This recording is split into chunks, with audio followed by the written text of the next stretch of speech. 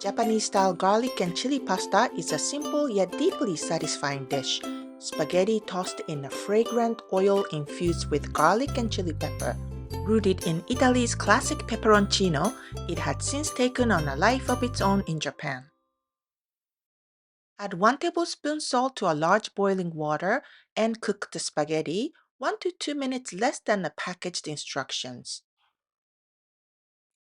Meanwhile, thinly slice the fresh garlic and cut the dried red chili into rings. Just before the pasta is done, place the olive oil and garlic in a frying pan over medium heat.